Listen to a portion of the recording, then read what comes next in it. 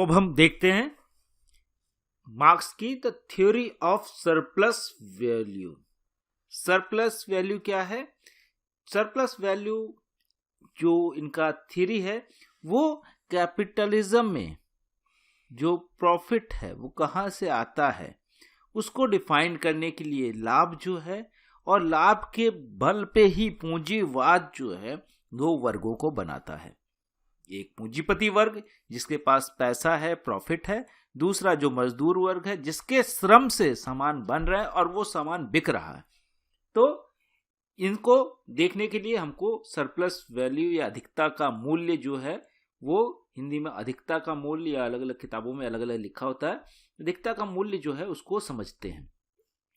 The surplus theory is discussed in capital. ये कहाँ पे है सरप्लस थ्योरी? ये कैपिटल या दास कैपिटल करके इनकी जो किताब है ये जर्मन में लिखी हुई है, उसमें है सरप्लस वैल्यू का आइडिया। तो आपको कभी ये क्वेश्चन होता है कि सरप्लस वैल्यू कहाँ से आ रहा है, तो ये कैपिटल, दास कैपिटल या द कैपिटल या कैपिटल के नाम से जो किताब है उसमें। It is rooted in labour theory. ये जो मजदूर की जो सिद्धांत है ये इसमें है। Value propound by Ricardo and classical economist. जो रिकार्डो हैं और इससे पहले लॉक भी इस तरह की बातें करते, उनसे ही कह सकते हैं। जो क्लासिकल इकोनॉमिस्ट हैं वो लेबर थ्योरी देते हैं कि किसी भी चीज का मूल्य क्या होना चाहिए, उससे लेते हैं रिकार्डो से, ये लेबर थ्योरी से। Labour spend by the labour in the production of commodity is sole criteria for determining its value.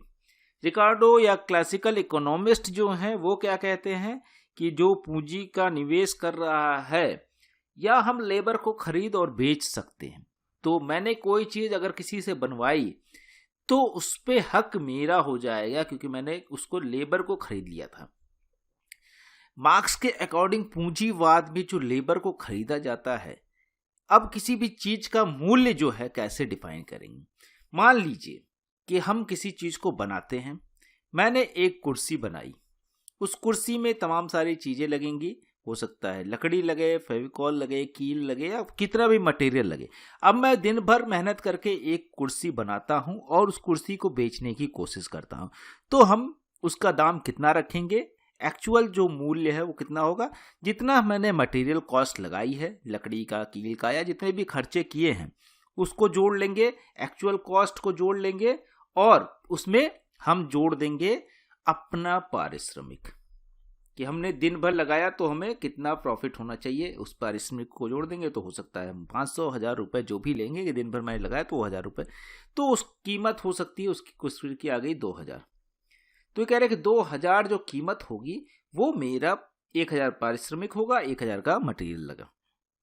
अब दिक्कत यह है कि मेरे पास, क्योंकि अगर मैं मजदूर हूं या कोई मजदूर है तो उसके पास 1000 रुपए नहीं है, या इस तरह की तमाम सारी कुर्सी बनाने के लिए उसको बहुत ढेर सारा कैपिटल चाहिए, वो बना नहीं सकता।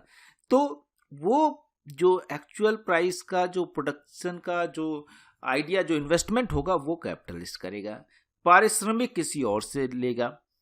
अब किसका कितना हक बनना चाहिए? मार्क्स के अकॉर्डिंग अभी भी परिश्रम तो वही कर रहा है, उसका 1000 ही बनता है। लेकिन जैसे ही वो व्यक्ति किसी और कंपनी में जाता है तो जो कैपिटलिस्ट है वो कोशिश करेगा कि कीमत तो कम से कम हो कुर्सी की, क्योंकि वो ज्यादा मात्रा में बना रहा है। तो ये कुर्सी की कीमत हो सकता है ये 1500 रख देगा।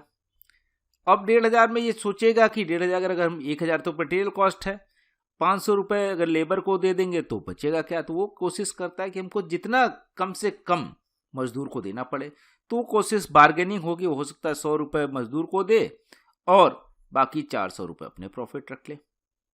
तो अब वो क्योंकि ये 100-400 रुपए पर कुर्सी रख रहा है, दिन में हो सकता है 500 मजदूरों से वो कुर्सी बनाए, तो उसके पास उसकी अनुपात में काफी ज्यादा पूंजी हो जाएगी।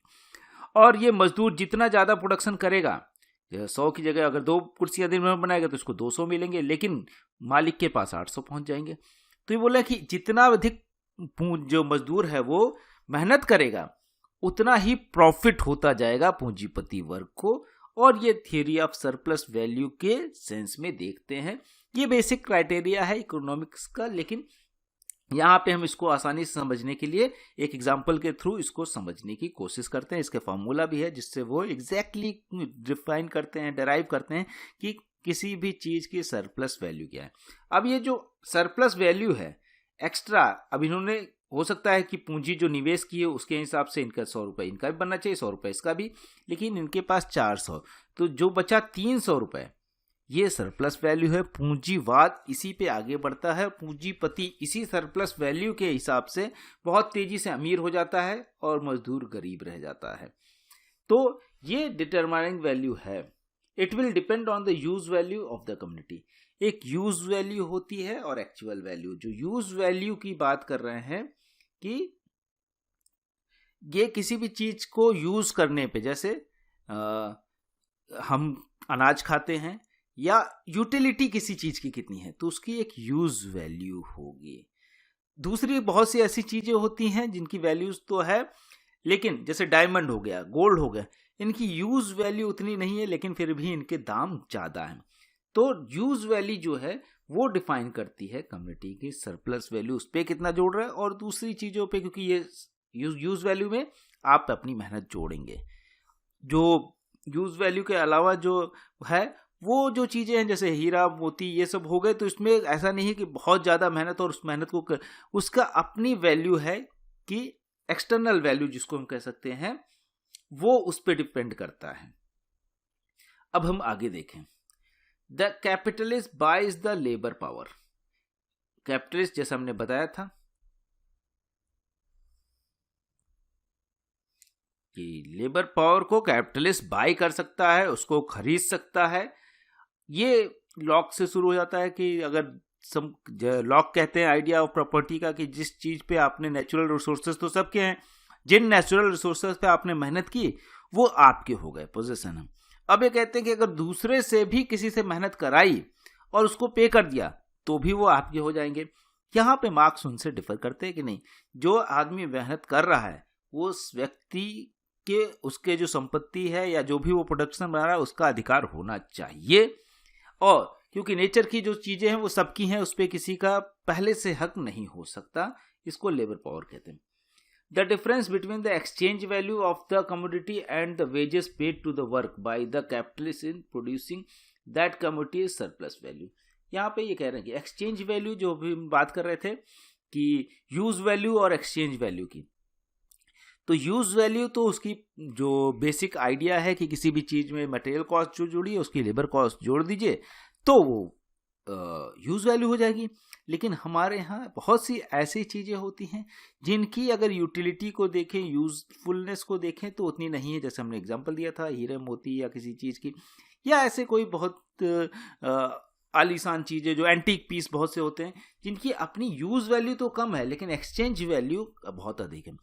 अब ये यूज वैल्यू वाली चीजों में भी एक्सचेंज वैल्यू जोड़ देते हैं कि अगर मान लीजिए हम किसी चीज का दाम अभी जो फिक्स कर रहे थे, एक जो क्लासिकल उदारवाद में था उसमें था कि प्रोडक्शन का कॉस्ट प्लस लेबर मिला के उसकी वैल्यू हो गई। लेकिन जो कैपिटलिज्म है वो इस पे नहीं चलता, वो कैपिटलिज्म डिमांड एंड सप्लाई पे चल रहा है। तो अगर डिमांड बढ़ गई तो वो उसका प्राइस बढ़ा देंगे, भले उसका लेबर की कॉस्ट और भले उसके मटेरियल कॉस्ट कम हो, तो यहाँ पे बढ़ा दिया। अब इससे जो प्रॉफिट हुआ वो सरप्लस वैल्यू हो गया और वो किसके पास जाएगा, पूंजीपति वर्ग के पास जाएगा, और उसका जो मजदूरी है वो मजदूर, और ये जो सरप्लस वैल्यू है ये फिर से डिफरेंशिएशन क्रिएट करेगा। The value of community depends on the capital involve in its production, कि किसी भी जो वैल्यू है कम्युनिटी में कितना कैपिटल, कितनी पूंजी उसके अंदर इन्वॉल्व है, उसी पे उसका उत्पादन डिपेंड करता है, उसी से उसका दाम डिपेंड करता है। Two parts, constant capital and variable capital. पूरे कैपिटल को ये दो पार्ट में बांटते हैं। कांस्टेंट कैपिटल जो है वो जो डेली के जो खर्चे हैं, जो मटेरियल का कॉस्ट है उस पर डिपेंड करता है। वेरिएबल कैपिटल जो होता है मजदूरों को सैलरी देना या बाकी चीज़ों जो करना होता है उस पर करता है। तो मार्क्स का ये बहुत इकोनॉमिक टर्म है जिसको इकोनॉमिक्स में अच्छे समझते हैं। हमारे लिए ये जानना जरूरी है कि एग्जैक्टली सरप्लस वैल्यू कहाँ से है। रिकॉर्डों के जो आइडिया उससे लेते हैं, लेकिन उसके अगेंस्ट में है कि पूंजीपति जो वर्ग बना है वो सरप्लस वैल्यू की वजह से ही बना है। इसके बाद जो हमने बात की थी कि जब शोषण ज़्यादा हो जाएगा, पूंजीपति वर्ग अपने प्रॉफिट को बढ़ा